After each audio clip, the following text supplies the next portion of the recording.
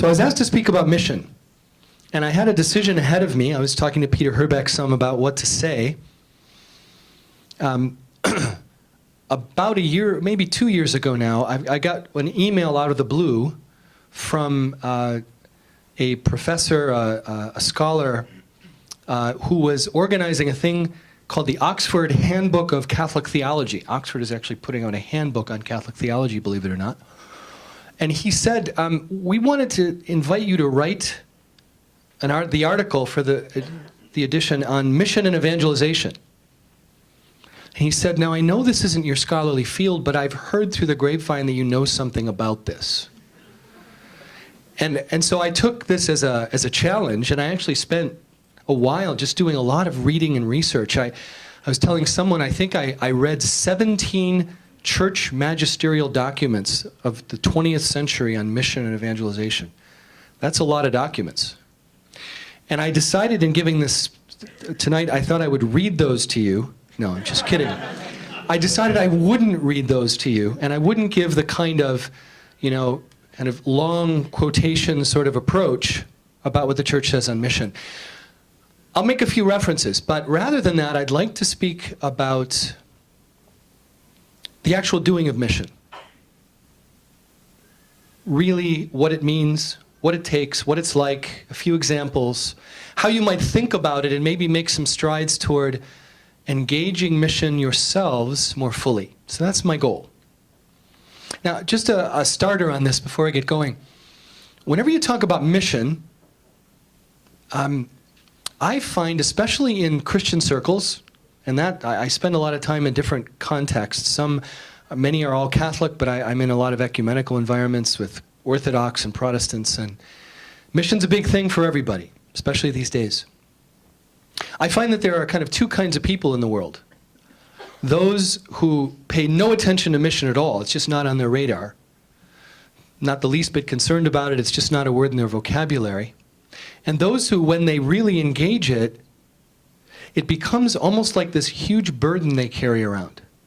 It becomes something, if I might say, it becomes a source of guilt because I'm never really doing enough, or something like that. When you raise mission with people, you can just kind of see certain people, they get a little nervous, like, I know I'm not doing enough. Now, on one hand, this satisfies a particular Catholic, we all need a certain element of guilt as Catholics, that's part of our heritage, No, I'm serious. I find that there's extremes here. On the one hand, not paying any attention, on the other, coming under, I would say, an unspiritual burden, an unhelpful burden. What I'd really like to do tonight is to encourage you to be zealous, energetic, creative, full of hope and light, but to carry it with a light touch in a certain sense. Now, there's a kind of burden that I think we're called to carry in the Lord. There's another kind of burden we're not called to carry, and I'll say a little bit more about that as we go. So here's what I'd like to do. Say something very briefly about the origination of mission. That is, where it comes from, where it begins. Then I want to narrow the focus a little bit to talk about where you all are, how you get engaged in mission, and sort of where that might lie for you. Finally, at the end, I want to give you a way of thinking about it in what I call a threefold plan of mission. I'm trying this out. We'll see if it's a successful model. But a way of describing mission in three different ways that I think gives a fuller picture than sometimes occurs. So here we go. The origination of mission. The simple point here is that mission doesn't start with us. It's not like a race where the gun goes off, there I am at the starting block, now I'm on mission, I've got to get it to happen. It's a little bit like okay, we're on mission now, we've got to start something and get it to happen. And the sense is, it's sort of lying with us, and we're the ones that have to create something that's going to go on. Now, on a human level, yes, there's something to that, but it's really crucial to recognize that mission doesn't start with us. In a sense, it doesn't even start with the day of Pentecost. Mission begins in the heart of the living God. The missionary, the great missionary, is the Father sending the Son and the Spirit. This is the great mission. This can sound rather high and theological, but it's really important. God himself, in himself, is the great missionary. He's the one who made and is reclaiming his creation. And, you know, we're not, it's not like, and I think certain Protestant evangelicals can get into this, it's not like Jesus did this great thing, said, go therefore and make disciples, and then he took off and just left us with the task. Here we are. We got to figure it out. Even today, God is acting. It's God himself who's acting. The Son is acting through the Spirit in the world. And we're not the originators of mission. We are getting called and tapped and swept along in what God is doing. It's so crucial when you go about personal mission, corporate mission. It doesn't begin and end in us, with us. It begins with God. And we are called into that. We're swept up into that. And that is a great privilege, but it also puts us in the right kind of place. This is from the Catechism I ran across, paragraph 850. And I quote, "The Lord's missionary mandate is ultimately grounded in the eternal love of the most holy Trinity. The Church on earth is by her nature missionary since, according to the plan of the Father, she has as her origin the mission of the Son and the Holy Spirit. The ultimate purpose of mission is none other than to make men share in the communion between the Father and the Son in their spirit of love. Mission is lodged in the heart of the Holy Trinity, and the goal of mission is nothing less than to help men and women share in the communion that the Father, Son, and Spirit share. That's not just a high theological truth, that's a living truth. We need to be living there and inviting people into that. That's the source of our missionary mandate, impulse, energy. It doesn't start and end with us, it starts and ends with the living God. The origination of mission. Now, we are meant to be zealous, active, engaging, creative. We're not meant to be passive. We're not just swept along on a tide of a river. But as 1 Corinthians 3 says, you know this passage, where Paul says, look, it's not a matter of our competence. It's not that we are the ones who are doing this. We're God's fellow workers. One waters, another plants, but it's God who gives the growth. It's God who gives the growth. We're fellow workers with God in the task of mission. Okay, let me narrow the focus a bit and talk about taking on the mantle of mission. And here I'll get a little bit autobiographical. I would say that for each of you here, and I'm sure you come from all different sorts of places in the Lord and in your own spiritual life, the goal, I would say, is to meet the Lord and take the next step in mission. Take the next step. You don't have to leap to the top of the ladder. Take the next step from where you are. I recall coming out of my high school days, I went to 12 years of Catholic high school, 12 years of Catholic school. I was a slow kid. It took me 12 years to get through high school. But boy, I was good by the time I got to the end. 12 years of Catholic school, I came to the University of Michigan, got involved in a student group at that UCO at that time.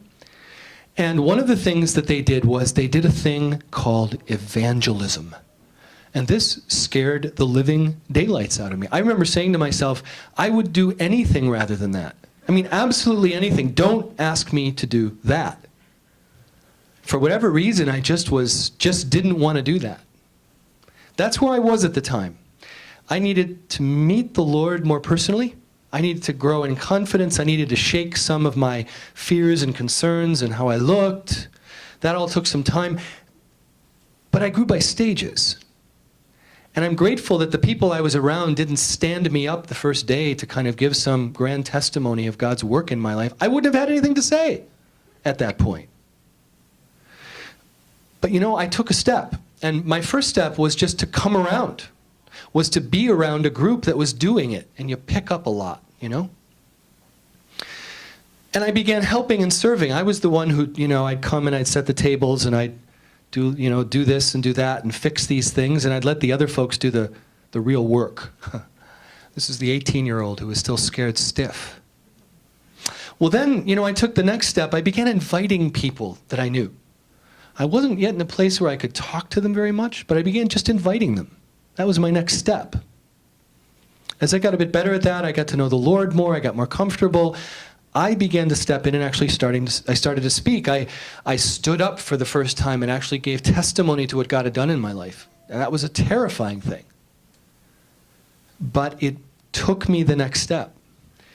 And I remember after that, I graduated, I ended up doing staff work. I became the expert, you know, the one that everybody brought people to. You have hard questions, we're going to bring them to Dan Keating. I'm asking the questions. So I went from being the little scared freshman to being the so-called expert who knew, you know, the answers to everything, which of course isn't true. You take the next step. And I'd like to encourage you all, you can think grand thoughts about mission. Gosh, grand thoughts, and never do anything, and never get anywhere real. And you get someplace real by taking simple steps and moving ahead and being taught by the Lord and working together with others and finding that mission is a multi-layered thing and that you can participate in lots of ways. It's a great thing to be caught up in. So the next thing I want to say is it's a stepwise thing. Let me just say a little bit more about that. You can't do mission until you're aligned with Christ. Does that make sense? You can't speak about Christ unless you're aligned with Him. You can't be wishy-washy and do mission. You can be wishy-washy and come along, but you can't be wishy-washy and do mission. The thing that catapults someone into mission is that work that gives them that sense of confidence in who they are in Jesus Christ and among His people in the church. That's what gives them a confidence. Without that, you're not going to go very far. And so the first step actually is coming to a clear allegiance to Jesus Christ. That's the first stage, I would say, of evangelization. Helping someone come to confront and meet and know and encounter and confess and give their lives to the living God. That's the start of mission. That's the first stage. There's another one that follows real quickly, and that is having allegiance to God's people. I mean that in the general sense of the church. I also mean it having allegiance and a connection with a group of people. One of the things I'm going to say tonight is be among a concrete group of people that's doing mission. It's a real key part. In some way or other, it's actually really important to be with a concrete, real group of people with faces and names if you want to do mission. Like this one. Maybe. Certainly at least this one. Okay. Let me say a little bit more about, now narrowing it even a further, about where you are, at least where I think you all are, and engaging mission right now. Most of you in the room, with a few exceptions, are pretty young. Father Ed's just coughed there.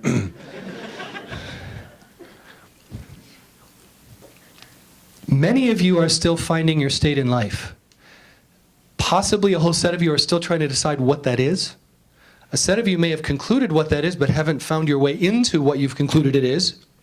You know what I mean? Even some of you I see, and it's wonderful to see, young married couples, some young infants here, clearly, obviously, they're in their state of life.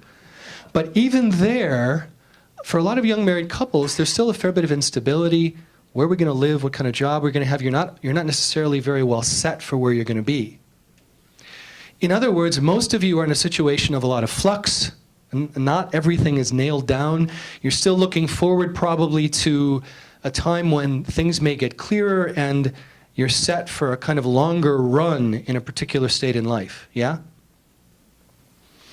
And there's a temptation that says, well, given the instability, that I'm not quite sure exactly where I'm going to be and what I'm going to be doing, I'm not going to invest a lot now. I'll wait till I'm really married or in this religious order or I'm doing, then I'll get involved in mission. I think that's a great mistake. Now is a great time to get involved in mission. Really it is. In fact, though getting set in a state in life can really help you. It settles some things, you get clear on what you're going to do. A lot of times you actually are less free for certain kinds of mission when you get more connected in certain states in life, and you have much more freedom and flexibility now. I remember when I lived in the dorms at the U of M, after my freshman year, I decided to stay in the dorms for 4 years, which I think was the greatest sacrifice I personally ever made. By junior year, the food isn't so good anymore, and everybody starts looking really young. But I decided to stay there to do mission. We were on mission in the dorms, and that itself was a great thing. And I remember saying at the start of my sophomore year, I only have 3 more years in the dorms, and then I'm out forever. I'm never going to be back here. So I want to take full advantage, because this is an unparalleled opportunity to meet people and affect them for Christ. In a similar way, in your lives right now, there's an opportunity here that you've got to do a certain kind of mission, and I'd say to learn the habits of mission now. Just like you learn the habits of tithing and contributing now when you don't have any money. Learn to give away money when you don't have it, and then when you do have it, you'll keep giving. Learn to develop the missionary habits now, and they will give great dividends later on. When in fact, you're not going to have enough time to develop those habits. You'll be too busy, life will be coming too fast potentially. So that's the first thing to say about state in life. Let me also offer this. This is one of those things that came out of my study of a Catholic theology of mission and looking at the Church's teaching. When you read a lot of the Church's documents, especially from, let's say, the Vatican Council, Second Vatican Council, Paul VI, and so on, what you'll find is the Church regularly says that there's a narrow and a broad sense of mission. We're talking about mission tonight. There's a narrow and a broader sense. In a broader sense, it includes a lot of stuff. There's a lot that's involved under the canopy of mission. That can involve feeding the poor, affecting cultural change, all sorts of things like this. But the core of mission, the Church is very clear on, is the proclamation of the gospel and leading people into a living relationship with Jesus Christ. The core is proclamation and all that that entails of helping someone come into a living relationship with Christ in the Church. Why say that? There is a tendency in some quarters to focus on the narrow one so exclusively that you leave out a lot of other mission, and you actually miss some of the mission you might be called to. On the other hand, and I might say it's the stronger tendency in our world today, there's the tendency to so dilute mission that walking down the street and whistling is somehow getting involved in mission. And I just don't think that it stops being meaningful when you call that mission. So it's important, I think, also to remember that while you can be involved in mission in lots of ways, and those ought to be praised and sought after, there is a core to it that ought to accompany it. We ought to be ready at all times to speak of what Jesus has done for us, even if we're also engaged in mission in other ways in addition. So as you go about your lives, I want to make sure that you hear that a lot of the circumstances you're in are opportunities for mission, but that also you want to be ready to give a testimony to what Christ has done in your own life. Well, let me get on to my last and final part, and we'll see how this lands. I'd like to speak about what I'm calling a threefold plan for mission, and it's in this context that I'll say a few things about your own circumstances a bit more concretely. So 3 headings and 3 questions. First heading is being mission ready. That's like mission-ready. Are you mission ready? Are you mission ready? What do I mean by that? What I mean by that is, are you pretty much most of the time ready to go wherever you are, whether you're planning on it or not?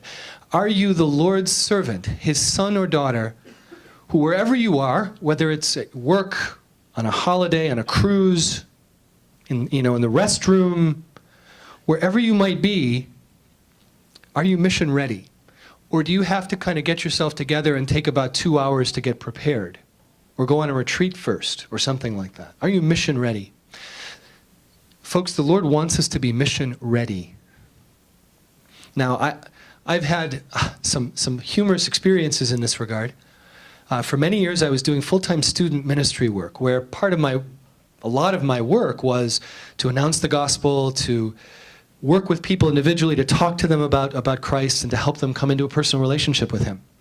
I was doing this work in London, England, and I had been invited to give a week-long set of lectures or teaching in Vienna, Austria. That's pretty cool. When you get an invitation to go to Vienna, you take it, especially when they're paying for the flight. So I I took the train down to Gatwick Airport. Some of you may have gone through Gatwick. It's a large London airport.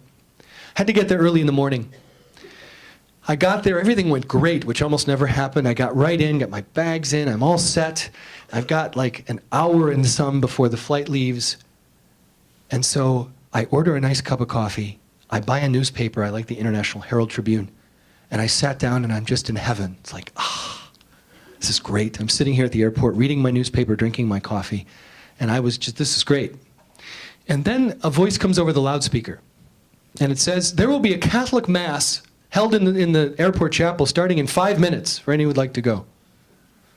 And you know, it's like, I just bought the cup of coffee. Yeah, never mind. And so yeah, I put it away, and then this little voice comes to me and says, well, you know, you really didn't get your prayer time in this morning anyway. Yeah, but you know, I'd kind of be a little tight, and I just bought this cup of coffee, And so my conscience went out, and I said, heck, put the whole cup of coffee away. And I went off to the chapel. I walked in, and it was me and the priest. That's it. This is not the time to forget your responses, I assure you. I've never been afraid before. It's like, the Lord be with you, you know what it's like. It's like, well, we're at the gospel, and it's just me and the priest in the chapel. And I hear the back door open, it kind of creaks open, and I turn around, and this tall, rather striking-looking young woman, long blonde hair comes in, tears streaming down her cheeks. And I looked, and something inside of me said, oh no, this one's for you, or something like that. I just thought, Lord, I really just wanted to drink my coffee. And the priest, being very pastoral, made a beeline for her right when Mass ended. And so I came up, and lo and behold, she was on my flight to Vienna. So I won't go into the whole story. It's actually quite involved. We ended up running through the airport. I was trying to help her. She was actually getting deported. She had done something she shouldn't have done, and they were kicking her out of the country. She's 19, 20 years old. I'm closer to 30. And we're there at the gate waiting. The flight was delayed, and I'm talking to her, and I'm thinking, okay, Lord, this wasn't my plan. What do you got in mind here? And so I tried to distract her. I ended up talking about some stuff. Well, it turned out that she had been to a Catholic conference the summer before and had met my brother Michael. I said, okay, this is a complete setup. So I said, her name was Christina. I said, Christina, let me just, I think the Lord set this up. And I just told her that, and we talked about the Lord all the way there, and just about her faith and all this. I ended up meeting her parents when I went to Vienna. They had us over. Well, it's funny because I was going with a Viennese guy, and he goes, this is a really nice part of town. I mean, he goes, well, he walked up, and it turns out that her parents were, the equivalent of a duke and a duchess. So, well, there you go, you never know who you're going to meet. And that's the last I ever saw of her. And I go, well, there I was. Talk about being mission ready. I just wanted to read my newspaper and drink my coffee. And the Lord wanted me mission ready. Well, the really charming side of this story, about a year and a half ago, I got an email out of the blue from Christina. 24 years later, she had been going through some personal challenges, and someone had said to her, you ought to go through and look at the main events, the things that really affected your life, and get back in touch with them. She said, this encounter with me in the plane and the Lord, this is one of those key things. She found me, tracked me down online, wrote me an email, and we've been corresponding pretty regularly for the last year and a half. She's got 5 kids, lives in a castle.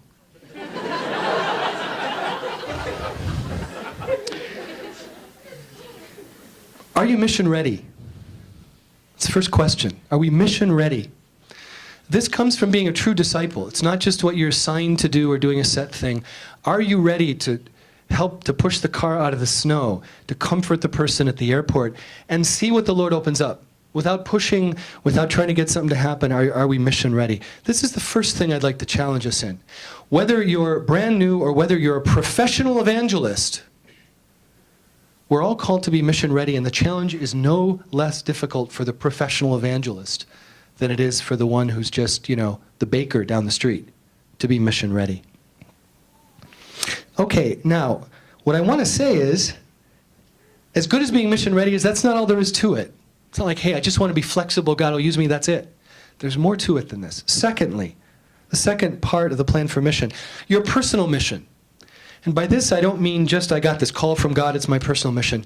A lot of your personal mission is defined by your circumstances. Where are you right now? Are you studying at Eastern Michigan University in the nursing program?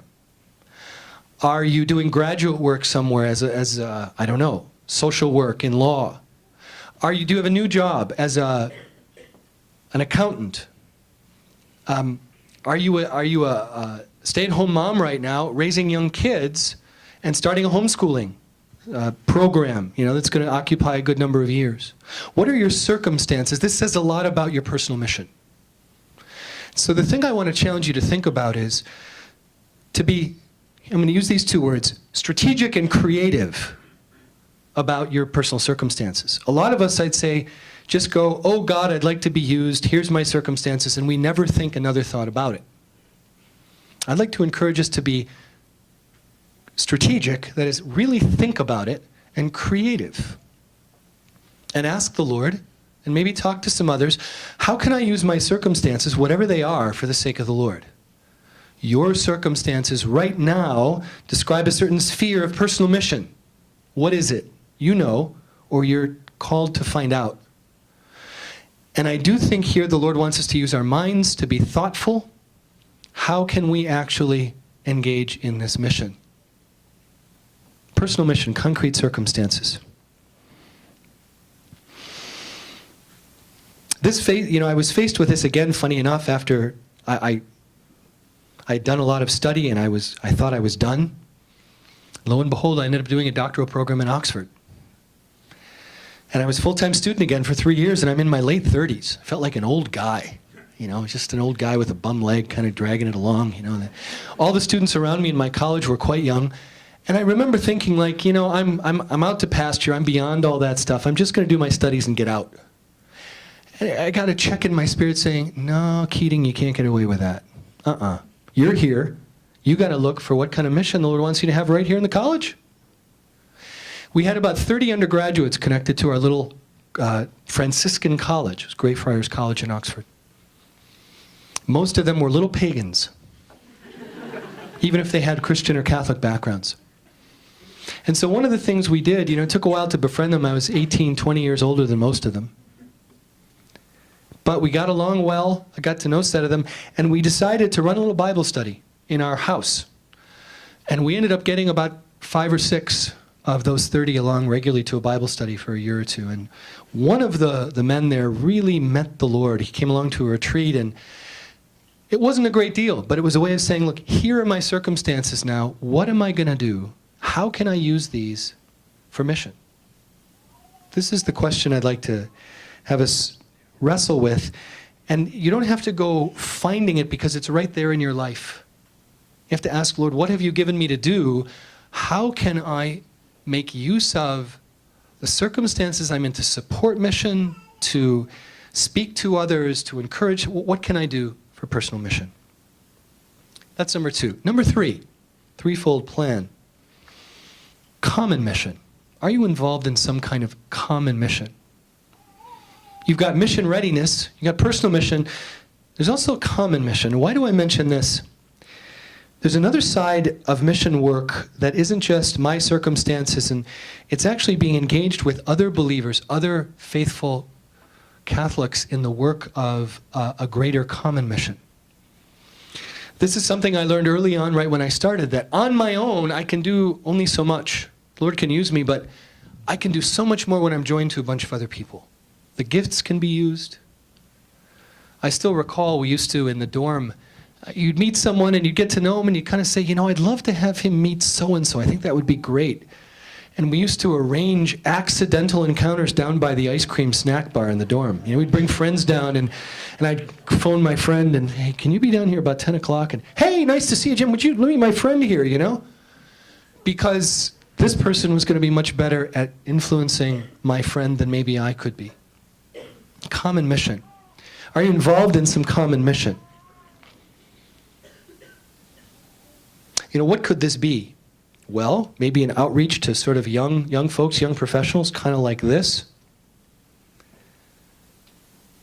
It could be working in a pregnancy counseling center and joining with others in doing that. Could be some kind of program of evangelization in your parish. There's lots of different opportunities, but it could be an overseas effort that you're connected with. Are you in some way looking also to join in a common mission, concrete, that you can give your gifts and talents and multiply them with others in some kind of good common mission?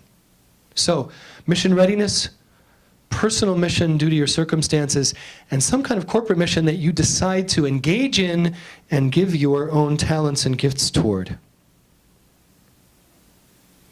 Okay, well, I'm nearly done, and I'm going to wrap up here soon, but I want to make a couple of closing comments. I'm going to come back to a point that I made toward the beginning, that you can't do mission unless you know the one who is the source of mission, the living God, the Father, Son, and Spirit. Maybe put this in different terms, because that can sound like, yeah, I kind of know God. Mission flows from discipleship. Mission flows from deep commitment and sacrifice. True mission has deep roots, even in the church among God's people. I'd really like to encourage you all not to be what I'd call the kind of casual attender at something. That's fine for a time. Maybe that's just right for you now. But to step up and find a place where you can grow as a disciple, where your life has some real accountability, where actually things are a bit hard. You know, if you're not having some difficulty and hardship, you're probably not going to grow very much. And if you leave the minute something comes a little bit hard, it's all going to be pretty superficial. So my encouragement to you is, if you want to do mission, it's not just a matter of programs and learning how to speak the gospel. It's first of all a matter of being a disciple of Jesus Christ, growing in the disciplines of a disciple of Jesus Christ, being connected to other people. It's the depth of that discipleship that really brings about fruitfulness. So with that, I'll come to a close and just say, at the heart, to the last word is gratitude. We've been caught up ourselves by the living God. He swept us up in his talons like a great eagle. And he's given us the great privilege of being joined with him in mission that we had no right to deserve. And we're involved in a great work that has great consequences for the eternal life of people and their spiritual welfare. What a privilege. It doesn't depend on us in one sense.